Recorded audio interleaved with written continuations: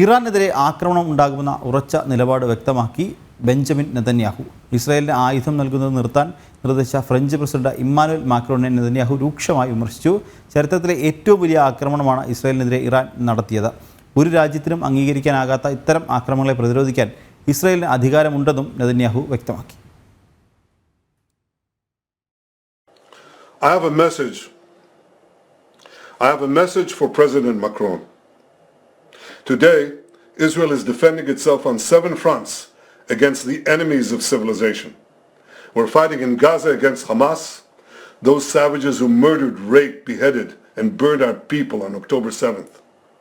We're fighting in Lebanon against Hezbollah, the most heavily armed terror organization in the world, which was planning an even greater massacre than October 7th on our northern border, and that has rocketed Israeli towns and cities for nearly a year.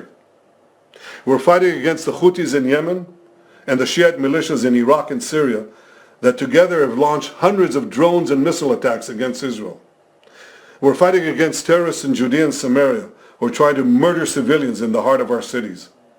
And we're fighting against Iran, which last week fired over 200 ballistic missiles directly at Israel, and which stands behind the 7-front war against Israel. As Israel fights the forces of barbarism led by Iran, all civilized countries should be standing firmly by Israel's side. Yet President Macron and some other Western leaders are now calling for an arms embargo against Israel. Shame on them. Is Iran imposing an arms embargo on Hezbollah, on the Houthis, on Hamas, and on its other proxies? Of course not. The axis of terror stands together. But countries who supposedly oppose this terror axis call for an arms embargo on Israel. What a disgrace. Well, let me tell you this. Israel will win with or without their support. But their shame will continue long after the war is won. For in defending ourselves against this barbarism, Israel is defending civilizations against those who seek to impose a dark age of fanaticism on all of us.